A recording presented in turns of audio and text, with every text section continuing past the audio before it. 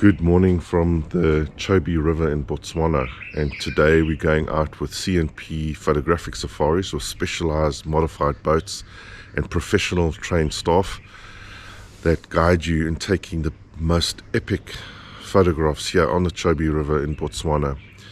And today we're going to be focusing on taking a couple of pictures on elephants. I'll be sharing some of those images with you, and as always I'll be sharing a Lightroom Classic tutorial with you to show you my workflow, and hopefully you find this video inspiring as well as adding value to your photographic journey. I couldn't rate CNP's Photographic Safaris higher than words can say. They are such a professional bunch of people, excellent friendly service, and I couldn't recommend them any higher. Check out their website in the link below in the description. Definitely a must when visiting Botswana here on the Chobe River. So sit back, relax and enjoy this video with me.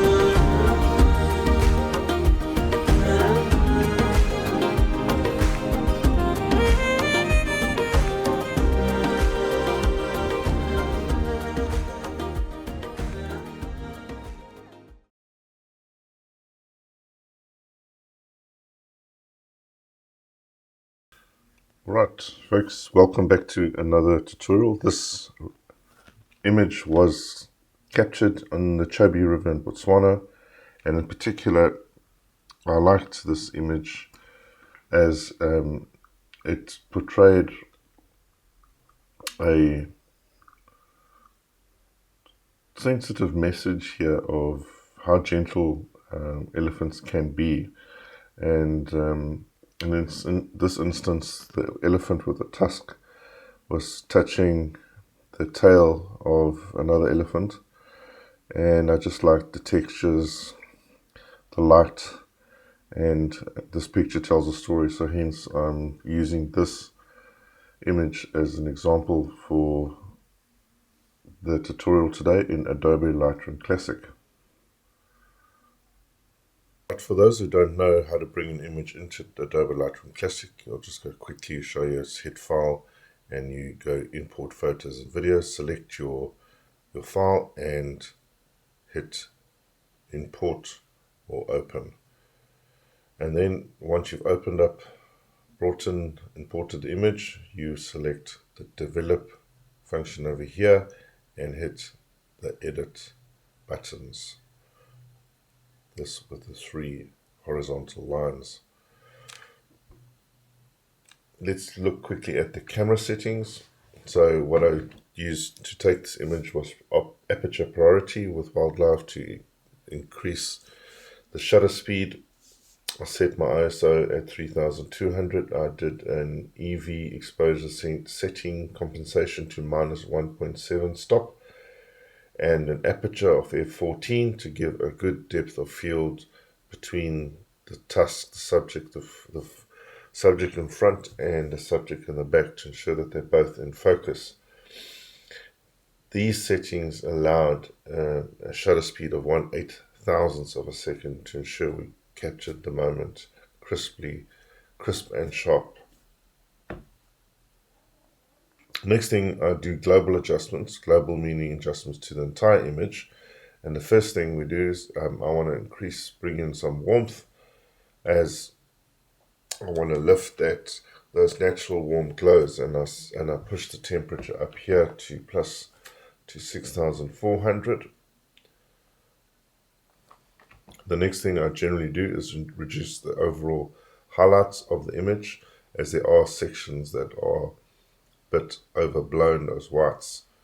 And then the next thing I like to do is reduce the shadows by moving the shadow slider to the right to lift those dark colors, just to be cautious not to over highlight the background.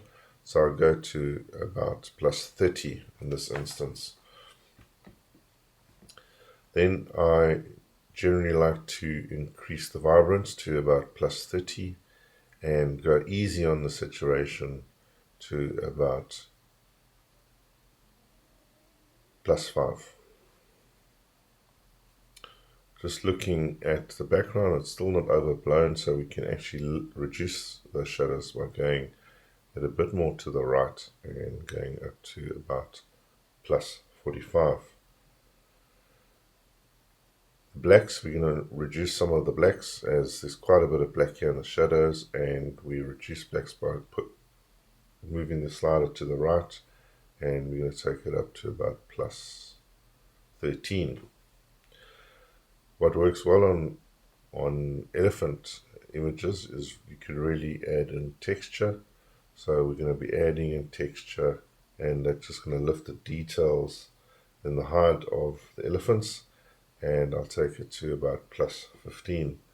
The clarity, also just bring that up gently to about +9. The dehaze, I'll go about +1 or 2. And the vibrance and saturation has been done. The overall exposure is lastly one of the light settings under global adjustments, the entire image, is we're just going to go gently and just lift that to about +0.14. We don't want to push it too much, and it starts blowing out the whites in the background and some of the whites in the hide of the elephants. So pretty happy with that. Now we're going to go into the colors, and before we adjust certain colors, we do a calibration. And on the tint here, I like to generally go to the left, which is about -5. The red primaries also to the left about -7, and likewise the saturation to about +7.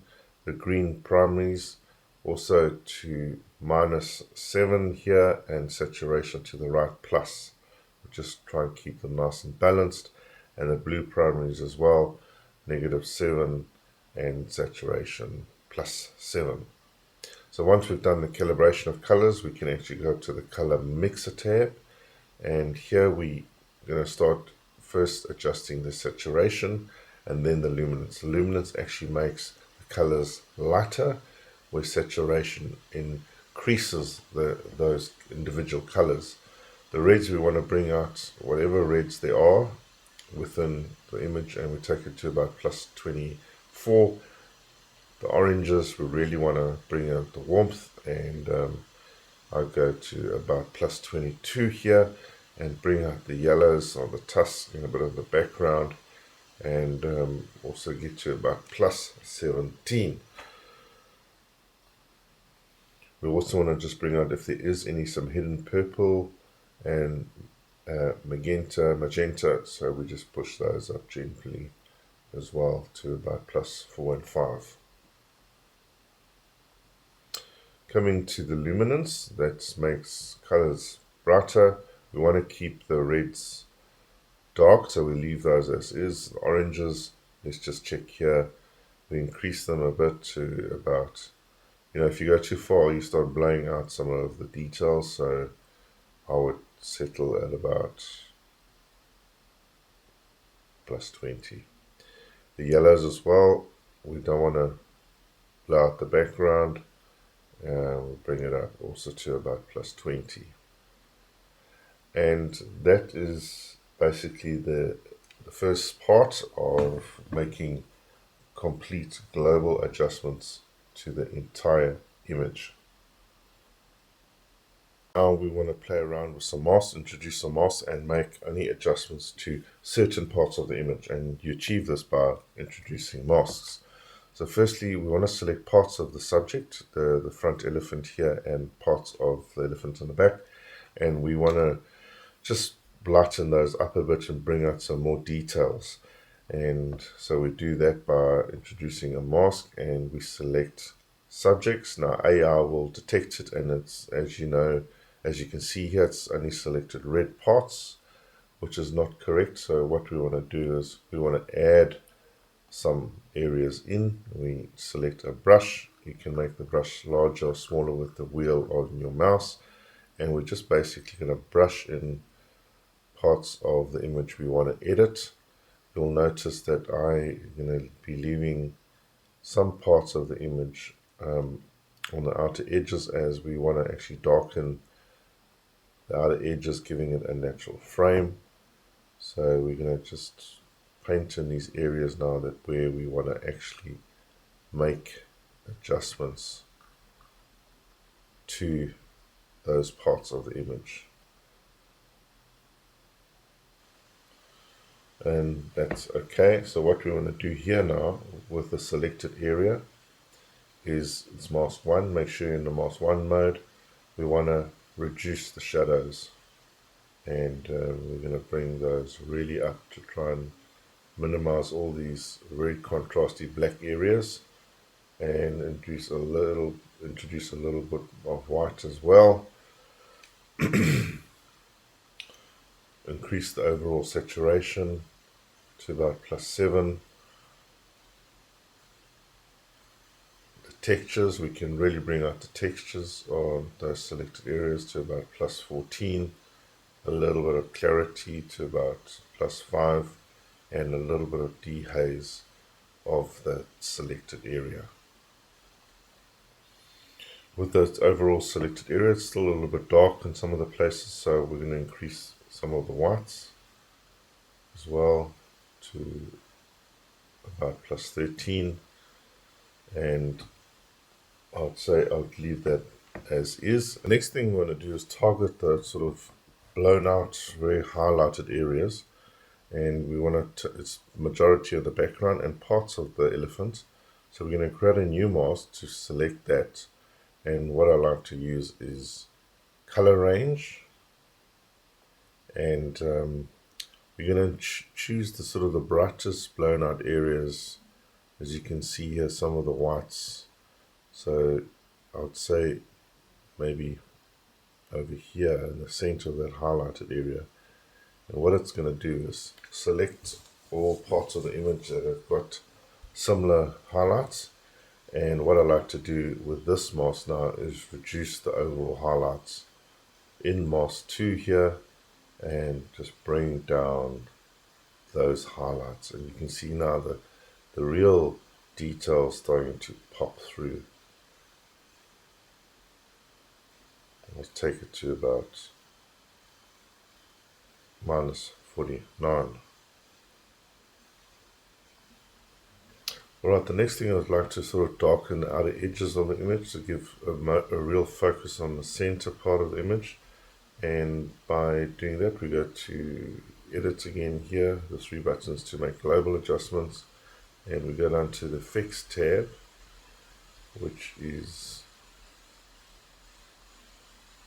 down here, post crop vignetting, and I like to just darken the outer edges by taking the slider to the negative, the left hand side. You can play around with that, not go overboard, but I would say -15. The next thing I like to do is use the denoise function here in Adobe Light Room Classic, which is a lovely tool. It's going to reduce the noise being those white little dots, pixels. So we're going to just bring up the sharpening first here, the radius, the detail, and the masking, and we hit the denoise button over here, and AI will do its job. The image to me is still a bit contrasty, so we want to reduce some contrast. Under global settings here again, edit the 3 lines, and what I want to do is just make a bit of an overall contrast, reduce some of the contrast to the negative side. You can see how that will just blow out the image, but to about